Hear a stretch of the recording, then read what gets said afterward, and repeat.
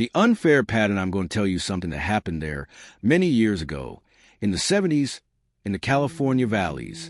And I want you to understand it well, because it's not just any story. It's one of those that looks like a story, but it was reality. It was the time of the big harvest. Do you know what that means? It means that throughout the year the vineyards grew, that the clusters were filled, that the branches became heavy like ribbons. And then it was time to cut them. It was a decisive moment. If it was done well, there was abundance. If it was done badly, there was ruin. And not only for the pattern, no, also for the families that depended on those grapes.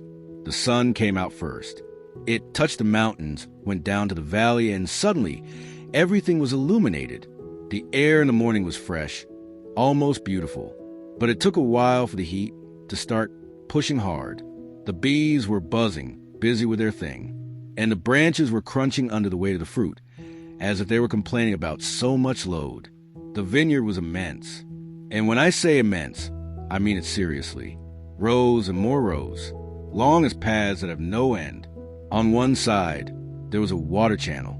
The water was clear, cold. It shone in the sun. It looked like a Berlona because it ran freely and no one from the day laborers could touch it. That water was only for pattern.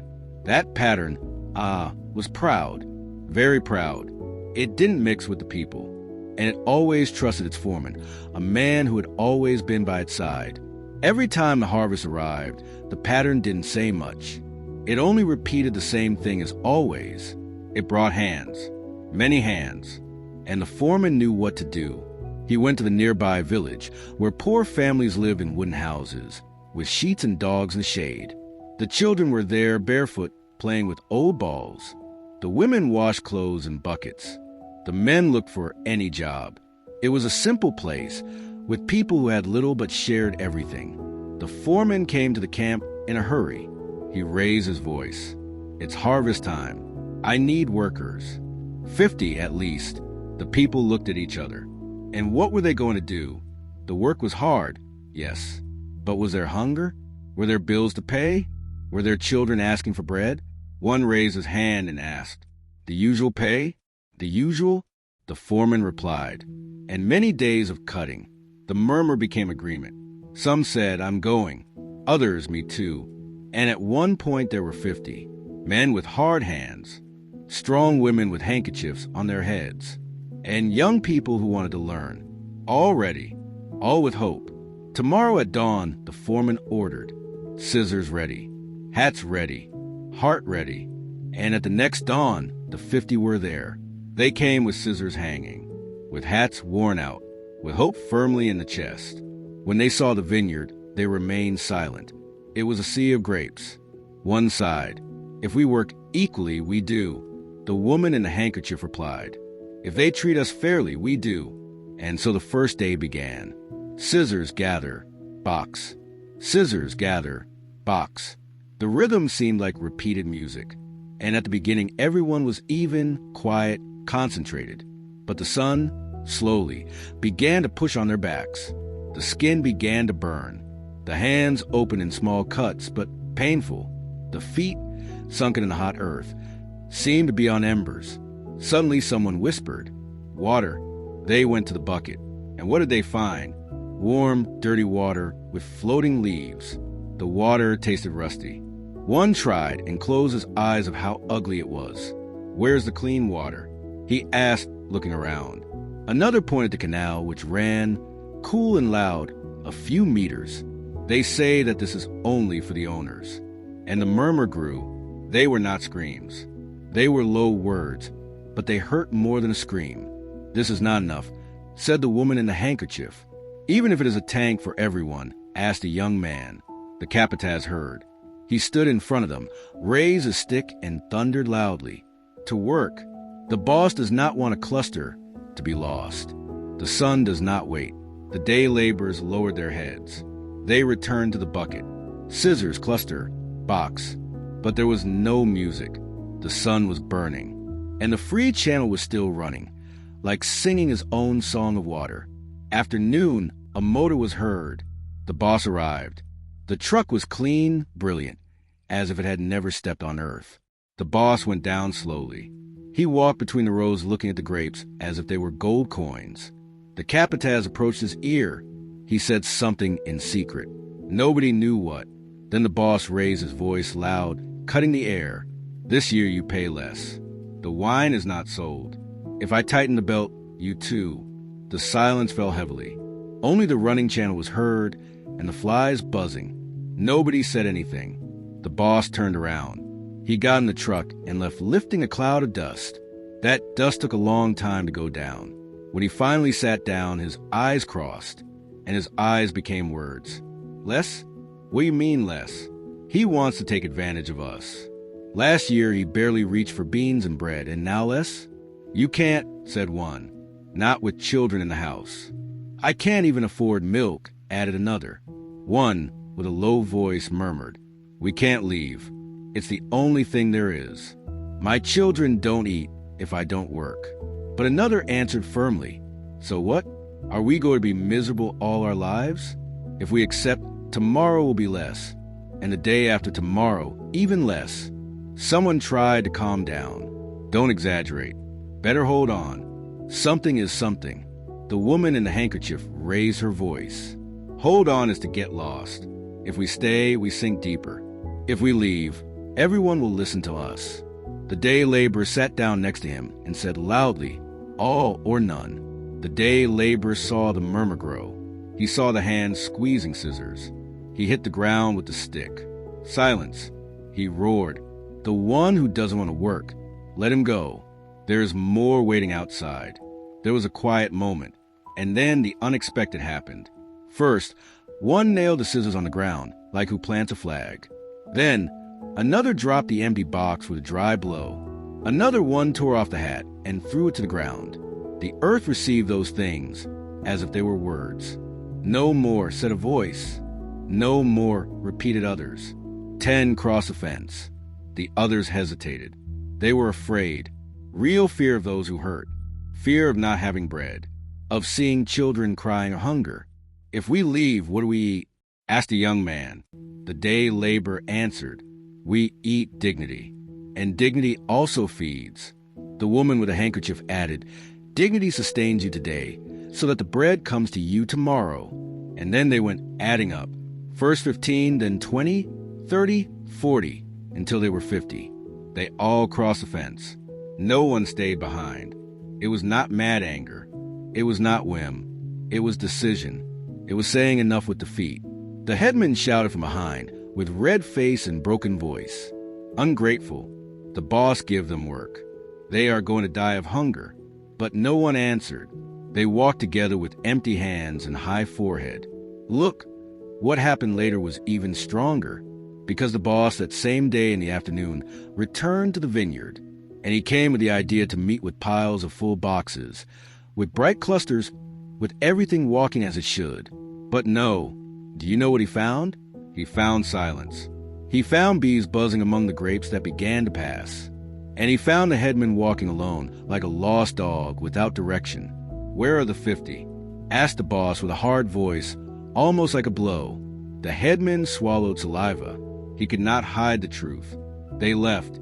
They say they do not return if they do not pay the fare." The boss turned red. He kicked the box with so much rage that the box rolled.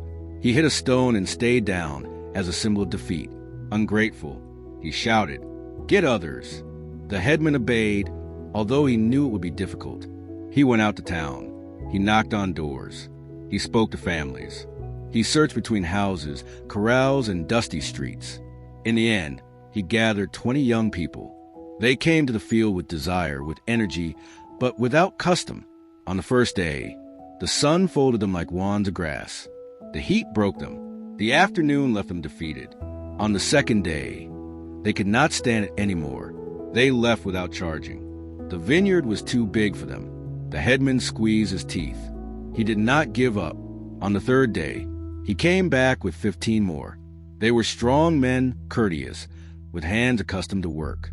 And yet, the field was too much. The rows were eternal. Soon, their hands opened in wounds. The back cracked like old wood. The pain was more than the need. And they left in silence, ashamed of not being able to do that. The headman, stubborn as he was, looked again.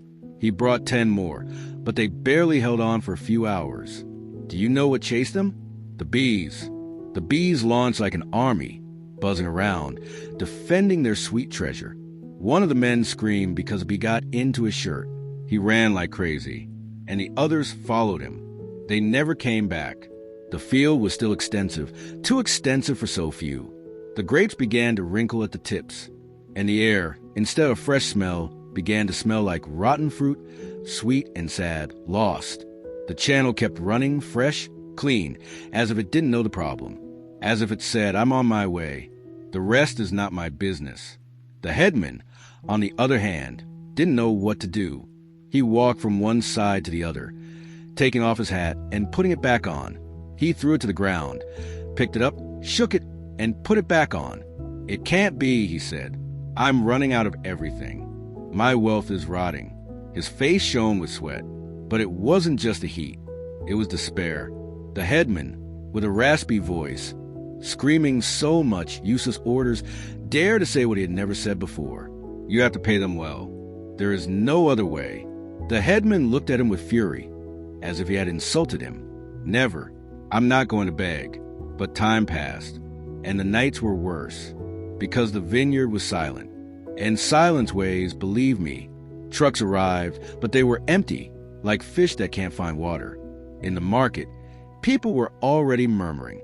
The headman's vineyard is lost.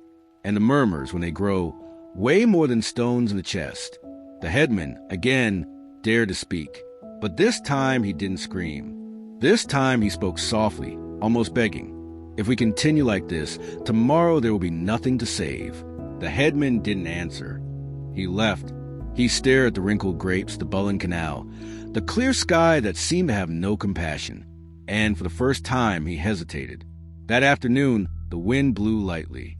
He moved the handkerchiefs that hung in the camp of the day laborers. There, the 50 were together. They weren't singing victory. No, none of that. They were hungry. They were afraid. But they had something new. Something you don't see, but you feel. Their word united. And that word, believe me, weighs more than any threat from the headman. Meanwhile, the field, without them, learned a slow and clear lesson, so that even a child could understand it. Without fair hands, there is no harvest. Without clean water, there is no strength. Without respect, there is no work that lasts. The canal kept running bright. The sun went down slowly, also tired of so much drama. And the day, in the end, hid behind the vineyards as if saying, tomorrow we will see if men finally learn to speak with justice. On the second day, the headman returned to the camp of the 50. The road was dusty and every step was heavy. He walked with his hat thrown forward, as if he didn't want to show his face. When he arrived, he saw them all under a large tree, a moss that gave the only generous shade of that place. There were men, women, children, tired, yes, but firm with their foreheads up. The headman cleared his throat and spoke. Come back, he said, trying to sound loud, but his voice was weak. The boss needs them. No one moved, no one answered. They only looked at him seriously. One of them, with his face marked by the sun, spoke slowly. We want fair pay. We want clean water. We want respect. The headman swallowed saliva. He passed his hand over his neck. I promise you, he said, as if that were enough. And then everyone, like a choir, answered together. We don't believe in words. We want to see the boss. The headman lowered his head. He couldn't say anything else. He turned around and left, with his steps dragged. When he returned to the big house, the boss was waiting for him. And when he saw him arrive alone with no one behind, his anger rose like fire. You couldn't even do that? He shouted. To hell with it. They are ungrateful.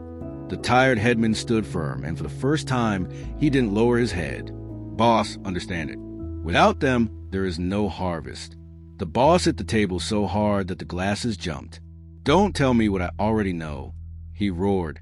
Then I will go myself. And on the third day, the boss went to the camp. But he didn't arrive as before, proud and proud. No, this time he arrived slowly, with his hat in his hand and the headman behind, silent, with his eyes on the ground. When they arrived, the 50 were under the tree as always. No one got up. No one ran. They just looked at him. It was a heavy look like a stone. The boss took a deep breath, looked for the words, and finally said, with a tired voice, "I come to ask you to return. My grapes are lost." The silence was long, very long, until a day laborer took a step forward. "We don't give away work. We want fair pay. Go ahead. Water, clean, and respect." The woman in the handkerchief added, "We want sign paper, not words." The boss trembled. He looked at the headman, as if asking for help. But the headman did not speak. He just took out his notebook, as if saying, "Right." The boss opened a bag. The notes were wrinkled from so much pressing them on the way. He put them on the table. The headman wrote the contract with his firm hand, the payment, the date, the conditions. The boss took the pen, hesitated for a moment, and signed.